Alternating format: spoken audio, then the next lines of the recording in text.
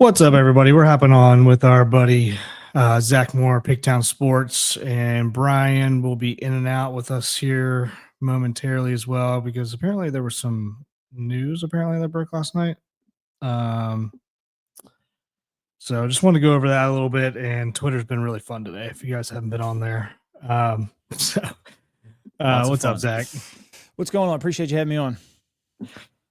Not much, man. Not much. Initial thoughts. So, the deal. Let's just talk about the deal to start with. 210, 6 years. He's got a player opt out at the last 2 years, I believe, or like after 2 years, and he's got a no trade clause through 2026, I believe. Couple other intricacies as well that I'll let Zach go into that he just read about, which I think is interesting. That might not play very well in a clubhouse if you're not performing, but that's not to say he's actually going to live into those or actually take advantage of those. So, Zach, if you want to highlight some of those, you just told me about them. Actually, I didn't even hear about them. Yeah, it's look, I mean, $35 million a year. It's a good contract for him. It's 30 minutes from his house. Spring training is less than an hour from his house. So some of the clauses that he got built into this. So spring training has a lot of rules around it through Major League Baseball. Players have to stay in the same hotel.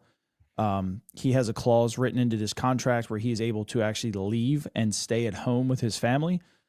He has another clause written in where he is allowed to leave after day games. He has another clause built in where he doesn't even have to travel at all on road games. He's allowed to just stay at home with his family. There's a lot built into this first year of his contract, and it's good, right? It's good for baseball. It's good for him being able. It's more family focused and whatnot. That's just spring training, right? That's just spring training. Yeah, okay. Yeah. Because I mean, obviously, regular season, you're allowed to live wherever you want. Yeah. But, you know, like you said, that could cause some animosity. I don't really think people really care too much in spring training anyway. But you know, they might remember that stuff. But that's hard to compete with if you're the Orioles. Having that much freedom to go home and spend time with your newborn twins, your wife, your 3-year-old. $35 million here, if they would have matched that, does nothing for him, right? And in his eyes, he's losing money by a matching offer. And I mean, you've seen Andy Costas, his tweet about the Orioles not being as high as some of, San Francisco and Toronto and whatnot.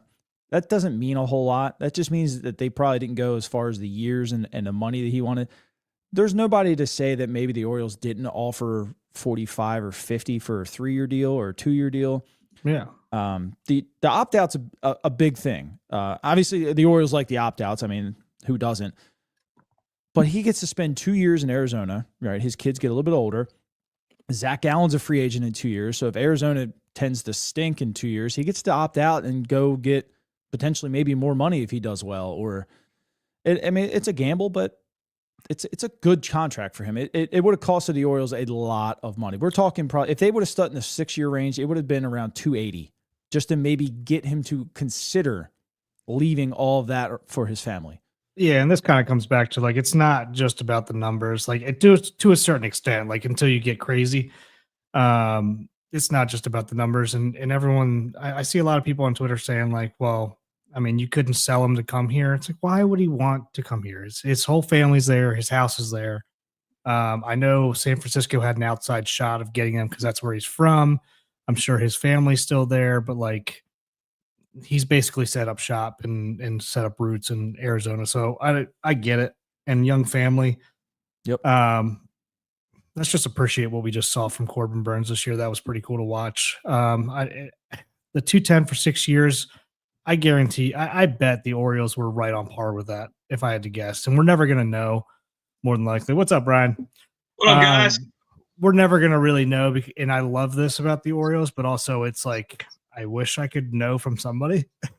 Yeah. What we actually did offer. But I mean, we work in secret a little bit, which is nice. It's probably how we were able to snag Burnes in a trade last year, to be honest. Exactly. So, and Zach Eflin. Yep. So, Yeah. When I ran the numbers a little bit, I mean, 35 million in Arizona, right? They don't have many state tax. He's taking home roughly 20 million a year. I think 3.5% or something like that. 2.5 actually. 2.5. So he's taking home roughly $20 million a year after federal and state tax in Arizona. He could have taken home 19 here in Baltimore. You know, our sales tax, what, 6% or something? And it doesn't sound like much, but you know, when you talk about the grand scheme of things, his family and whatnot, like, for one, he's already lost $1 million. Like they would have had to go around that 24 to probably $26 million a year range that he takes home. And that would have put you right at 45 or $50 million a year annual on top of all those years. And that's a big investment, man. Yeah, Jabo. And I don't disagree with you, Jabo, but with Nightingale coming out and saying that somebody offered 250 for 7 and he turned it down. I think that would have given. I think we had a better shot if we offered that, because I kind of think it's Toronto, to be honest with you. Me too. I just don't think there was any possible way he was going to go there. So yeah, it's at this point, what's kind of on your wish lists now? I know everyone's disappointed with that, but at this point, you kind of got to get over it and move on. And we all. I feel like we were all we knew this was happening at the beginning of the off season, and then it kind of rolled on and it gave everybody a little bit more hope. And then it happened this way. Yeah. I think that's what kind of made it sting. Yeah. And because you started to think like, maybe we are in this, and for all intents and purposes, apparently we were, from some of the insiders. If we're talking about it, if it's a couple $1 million a year, I just don't think that's going to be enough to prime away, like you said. And Jabo said trade for Cease before we get into our wish list. I think Pigtown and I are both out on Cease, and we'll kind of explain why here in a second. But what are your thoughts, Brian, since you just jumped in here? We just kind of went over the deal, why it happened, and why we kind of understand. Am I bummed? Yes. Do I understand it? Yes. Of course I'm bummed. Yeah. But is this we talk about demographics, we talk about family, lifestyle, all that stuff. I understand 3 kids under the age of 3, even though they're not in school yet. Look, I mean, he did what he wanted to do. And do the Orioles now go out and what we talked about before and go get a couple middle relievers for the money that we were going to pay starting pitcher? I think that's the case. I think that's what's going to happen. You're going to start seeing dominoes fall probably after the new year. Am I happy for Corbin Burnes? He went and did exactly what he wanted to do. He could probably walk to the ballpark. So good for him. Sucks for the Orioles. Sucks for us as fans. But I understand it. I don't like it, but I respect it. Probably a 40-minute ride or flight to go see his parents if his parents are still in the Bay Area. Because I don't know the logistics of that side of the whole family situation, but and also like his wife could have just been like, no, we're in Arizona. Like, I'm not moving the whole family to Baltimore. And can you blame him? Can you blame him? Right. We all love Baltimore. We're all from there, or we live there at some point. Right. And probably most or all the people that listen to the show have a lot of pride for it. But I mean, if I got roots in Arizona, I mean, Arizona is beautiful, to be honest with you. So I don't blame him. Don't blame him at all. So Jabo, talking about Cease again. So might as well just get into Cease here. Cease is a 1-year rental. We need to remember that. I don't know if people remember this or not, but like halfway through the year, the trade deadline, everyone kind of went crazy for us going after. They were all kind of pissed off at the beginning of last year for us trading Ortiz away for Corbin. They're like, oh, we traded that prospect away and look how well he's doing. And everyone was kind of going nuts for a 1-year rental in Burnes. It's like, okay, well, this would kind of be the same exact situation with a lesser of a pitcher who really doesn't pitch that well against the AL East. And doesn't, from what Zach and I were looking up right beforehand, doesn't pitch well in high leverage situations. I don't know if you got those numbers readily available that you can kind of pull up, Zach. Yeah, I mean, I just pulled up. So we put together a list here of some available free agents that are still out there and some potential trade targets. Now, these are guys that are known to be out there. I mean, we know Mike Elias likes to pull guys that nobody's talking about. So I had Trevor Williams, Jarrett Jones, Andrew Heaney, Pablo Lopez, Dylan Cease, and Nick Pivetta. And look, when you look at just the overall stats, Dylan Cease had a 3.47 last year with 224 strikeouts, which is incredible, right? He looks really good to the eye. When you pull his numbers against just playoff teams, he had a 4.22. So everything kind of goes up a little bit. And he had just 89 strikeouts in 74 innings. So that's still a lot, but Yeah. it's the gap isn't there like it is on his regular stats. And it's just, he makes me nervous in big time situations. If I put it here, high leverage, I want to say I he think was it was a small sample size. Yeah. Yeah. So high leverage is year. considered like a game changing at bat. Typically a starter doesn't get too much into that, but when you start getting into like the 6th and 7th inning, but so Dylan Cease was 6 for 12 with 9 earned runs at 5.45 average against him in high leverage. So, and one really when you strikeout. look at him, yeah, one strikeout from a strikeout pitcher. And it's just, he struggles against good hitting teams. Now, he had good numbers against the Dodgers last year in the regular season. Not so much in the postseason. It's just, he just makes me nervous. I've looked up his numbers. I'll pull them up again just so I'm not off here. But just against the AL East. So Baltimore, New York, Tampa, Toronto, and where's Boston? Let me get the NL guys out of here. So just the AL East.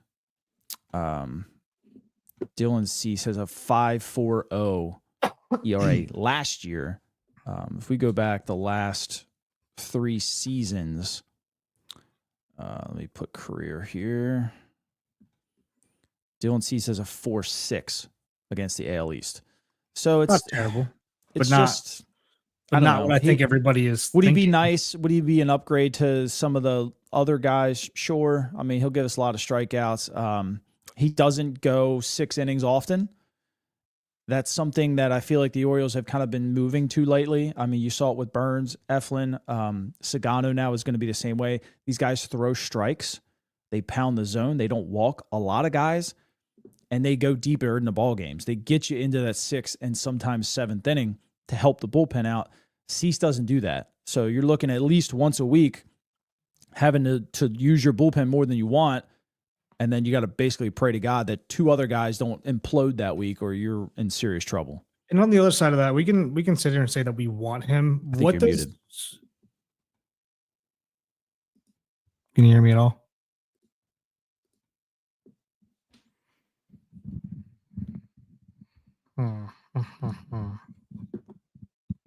Nothing. Can't hear me? Maybe it's me. I don't know. I'm not sure. Keep talking. I'll find out. All right. The other side of this is what do the let us know out there if you're watching, if you can hear us at all, or hear me. The other side of this is what do the Padres want for Dylan Cease, and what are we willing to give up?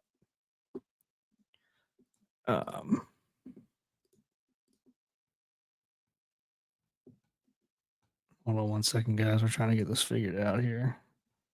All right. Jabba says he hears us both. You hear both of us? All right. So maybe it's just me. I don't hear then. Did your headphones die? Can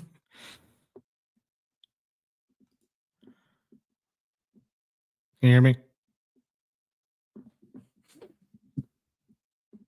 But yeah, the other side of this, from what I was talking, it's what are the Padres going to want? Like, who are we willing to give at the moment to get Cease here for a 1-year rental? Are we going to go get all bent out of shape if we trade somebody like, I don't know, who are they going to want to go after here? Are we willing to part ways with a Kobe Mayo to get a 1-year rental and hopefully re-sign him in the offseason? who would you be willing? I know the likely suspects are going to be Mountcastle or Mullins or something like that. That's what a lot of people are saying, but obviously we're wanting to get rid of them, and we're willing to get rid of them for that. But I just don't think they're moving the needle. So yeah, that's what we're Jabba. We're gonna get his opinion here in a second, but we're trying to get his headphones figured out here. But yeah, that's one of the other big pieces to that side. It's kind of similar to the scenario with Burnes. Like when we traded for him, he obviously, if you watch the initial interview with Burnes when he got traded here, he did not look very happy about the trade because he's basically going from a pretty similar situation or franchise, kind of low to mid tier in terms of spending and everything like that. Oh yeah, thanks, Jabbo. Kind of a similar franchise if you think about it. And he wanted to head out west, and he went the opposite direction. So I can understand why he might have been a little PO'd. He probably wanted some say. He probably would have been pissed off if he went anywhere that he didn't have any say in. And it seemed like he was pretty surprised about that situation. So if that happens with Dylan Cease, and we trade for him, and he comes to us for a year, is he going to be pissed off about coming to the East Coast? Are we going to be able to re-sign him in the off season? How much is he going to command? All that kind of stuff. Cause we're getting pretty close here to having to pay some of these, or extend some of these guys that are the younger guys, core players. I know we're not going to be able to do all of them, but we're getting pretty close that we need to start thinking about that as well. Are you able to hear me? Yeah, I can hear you. Okay. Can you hear me? It's showing a red X on the microphone in the top right of my corner of my screen. That's why I wasn't sure. Oh, weird. All right, we got him back. I thought your headphones might have died or something. So I have to use the virtual channels on Mac, and I think they just decided to just stop working. So the big question that I was talking about is, it's all well and good if we all want Cease, like we all talked about, or me and you talked about kind of the reasons why we were a little hesitant on him and kind of out on him at this point. Just because I think there's better guys that we can go after. On the flip side, who do the Padres want from us for a 1-year rental? And who are we willing to give up for that? I know I was saying, I know everyone's going to say like Mountcastle, Mullins, these guys that we're obviously willing to part with because we got some young guys that we know are going to take their spot. But they know that as well. So why would they want that in return? Are we willing to part ways with like a Kobe Mayo? Obviously Kersted's been pretty hot with the Pirates and getting Jared Jones. So who's the guy you think that the Padres would be willing to part with to send him our way? Padres are going to ask for Mayo to start, more than likely. And if they were unable to get Mayo, I wouldn't be shocked if they asked for Cowser. I wouldn't be shocked if they asked for Kerstad and Bradfield. They're going to ask for a lot, right? You're taking a team that just made the playoffs and you're trying to acquire their ace. So they're not going to just let him go for Mountcastle and Mullins and some other lower end prospects. Like, it's going to take a lot. Yeah. They might even ask for Westberg. It's going to take a lot. It's what they different. Would start with asking for.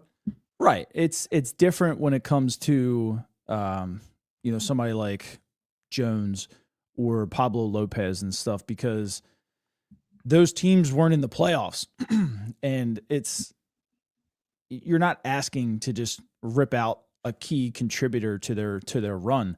Yeah.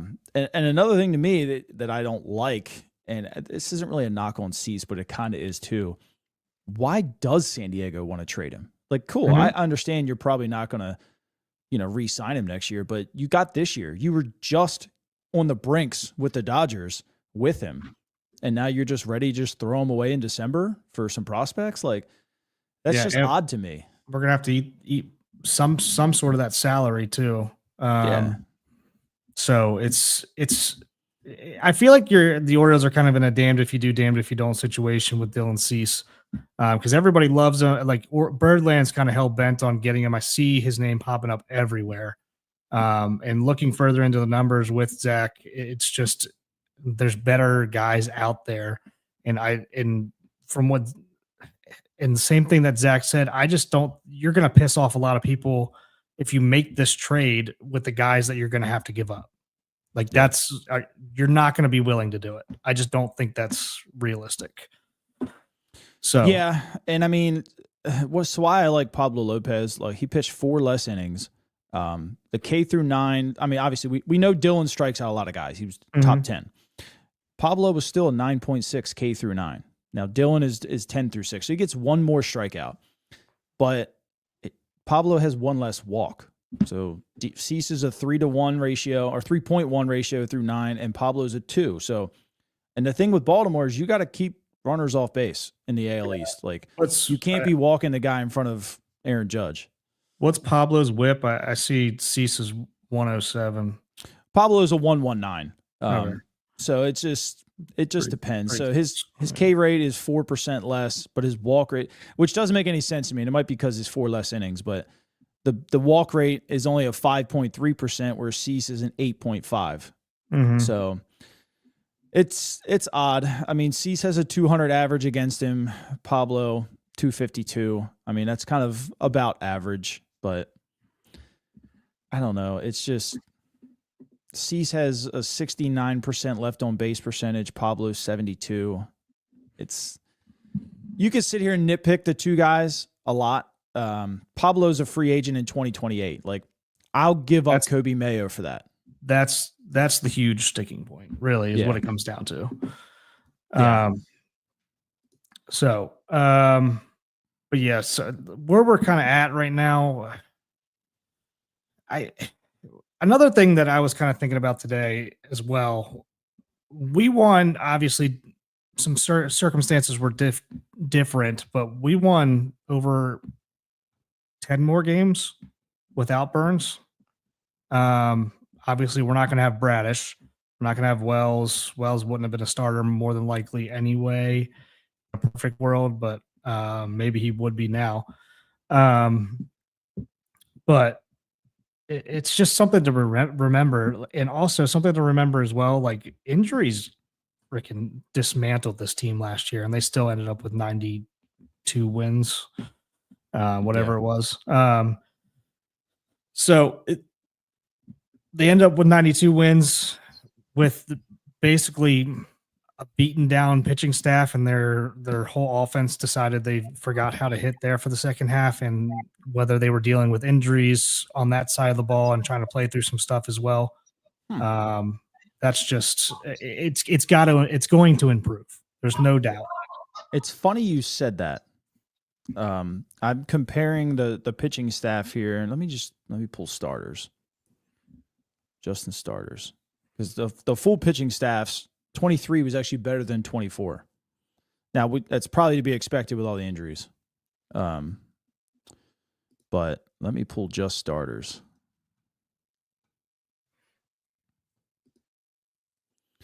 Come on and load. Interesting. Okay. That's about right. All right. So 2024 starters, Baltimore had a 3.77 ERA. In 2023, they had a 4.14. That makes a little bit more sense, because last year's bullpen, or 23's bullpen, was a lot better than 24. So it makes sense why the overall was so close. That makes more sense. Yeah, I mean, I don't. This pitching staff to me isn't bad. They're not in a bad spot. I think Grayson is better. Just keeping him healthy is the big deal. Zach Eflin is good. Kramer gives you, for a 4 and a 5, Kramer gives you a lot more than what people kind of expect. And he's a bulldog, at least. He is. And when you look around the league at most teams' 4s and 5s, and I mean, granted, there's a couple star-studded staffs now, but prior to that, like, what you were getting out of Dean Kramer in the 4-hole was really good. Usually right around a 4.2, 4.5. Right. And I mean, most 4s and 5s are sitting in between the 4, 5, and 5. So we were kind of blessed for a while with Dean. And I don't hate the guy. No, I don't either. I like him. I like the way he pitches. I've said it for a while. Obviously, he doesn't have the most electric stuff in the world, obviously, but I mean, I love the way he pitches. He's not Yeah. afraid. And listening to your guys' show and listening to a couple other shows, I would love to get Scherzer in there to groom G-Rod a little bit, just because I think they're very similar pitchers, not only in the way they act, but stuff-wise as well. Yeah. So, I mean, and obviously Scherzer's almost 40 and he's still pitching. I mean, he's still going to be a solid 2 or 3 on most teams. I didn't realize that Grayson isn't a free agent till 2030. Really? I thought it was 2027. He seems like he's been around forever. I mean, he has. I thought but Grayson, we had to 2030. deal with him first, right? I thought so too, but Mountcastle's the first one. Well, that makes sense. I actually forgot about Mountcastle. Where's Grayson on this list? Yeah, so on Baseball Reference, his service time is only 1.129, unless they haven't updated it yet, which I felt like they did. It says free agent 2030. Yeah, 1.129. He's got RBs in 26, 27, 28, and 29. So, yeah. Holy shit. Yeah. I Damn. didn't expect that. But get somebody in there to groom him. Yeah. You drafted him to be an ace, and we've heard several scouts say that he is Cy Young capable.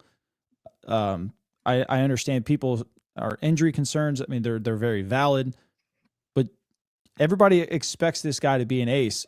At some point, you kind of have to rip the Band-Aid off and see if he can be the ace. You can't just keep And maybe babying this him is and them keeping him in doing 2 it. and 3. I know we It made has to a be. strong. I know we made a strong play at him, but I mean, Elias had to know that we weren't going to be able to, or anybody really, besides somebody on the West Coast. And they may have told Grayson last year, "Hey, I know you probably could come back and pitch in the postseason, but we need you to take the bull by the horns next year and be our guy. So just go home." Yeah. Yeah, it looks had no like idea. RB 26 for Mountcastle, free agent in 27. Adley's a free agent in 28. Who's this? That's Adley. Kramer we have till 28 as well, which is good. Yeah. I think something that's very important for people that obviously we're a little bit more knowledgeable in baseball, but people that might be a little bit outside the realm, you shouldn't get name conscious. Like, you can't just go ahead and just get pure name conscious. Like, you see a big name, you want to go get star-studded and have a great time with it. You need to there's a lot of moving parts and a lot of smaller pieces that make big differences. I mean, who the hell remembers David Eckstein winning a World Series MVP? He wasn't a big name, but he did his job, right? So Steve Pearce won an MVP, and I know I'm using position players and we're talking about pitching, but Steve Pearce won a World Series MVP for the Red Sox. I'm not saying that Orioles are going to the World Series. I know we all hope they do, but smaller pieces make a difference. A lot of small pieces make a big piece. So I think that's where the Orioles are now going to focus, is a lot of smaller pieces, smaller, numbers guys, and you piece it together. The land of misfit toys, and it'll work. It'll figure itself out. And I know Zach knows this very well. I mean, you can trust this organization now with the way they work and they operate. Yeah, there was a lot of comments out there about like, oh, I thought this organization was ready to go and everything like that, and they're getting pissed, rightfully so, pissed off that we haven't made a huge splash or gotten the guys that we really have wanted. But I mean, that's not for lack of trying, I don't think, and that's not for lack of our offer not being good enough. Yeah, I just got your chat, Zach. Whenever you need to hop, let me know. Yeah, I'm taking my dad out for his birthday this year. So my wife just texted me and said, wrap it up, help get the kids ready. Let's get to that real quick. How old's your dad? Where are you going? What are you doing? Come on. I couldn't even tell you. I think he's 72, maybe 71. All right. Yeah. We're just going to Outback. Just going to Outback. Perfect. You know what you're getting. Yep. I do. I don't know what my kids are going to eat, but well, I'm more nervous about taking 3 kids under 6 out to eat. But shit, that's just me. When I say what you're getting, you're going to get food that's going to be decent, semi-decent. You know exactly what you're getting in regards to quality. And then I know I'm getting my 2-year-old running around the restaurant too. Yeah, you're going to be Jason. All right, see you, buddy. I appreciate you guys bringing me on. and I'll try and tune in while I'm getting the kids together. Brooksy, I'm going to jump off. I got some work stuff coming on. We're getting a little busy here, so I'm going to jump off as well. I'll talk to you, Brooksy. I think we're have a good one, man. Yep, I think we're all going to jump off here, and we might get on here later tonight. We'll see. All right, sounds good. I'll text you a little later, all right? We just wanted to hit on that the Corbin Burnes stuff. Nobody's heard from us yet, so just hopping on for a minute. We're going to hop off now. I know that was a short one, but we might try to get back on tonight or either tomorrow, one or the other. So I mean, tomorrow's fine. You and I will be together, and we can BS about the NFL finalists, Hall of Fame finalists. Yeah, we can talk more about Corbin Burnes. We'll keep you updated. We're going to try and get Ryan Ripken on as well, so we can let it fly a little bit more on here, because I can see that he's a little frustrated with some of the comments. But all right, guys. All right. See you guys later. Be good. Thank you, everybody.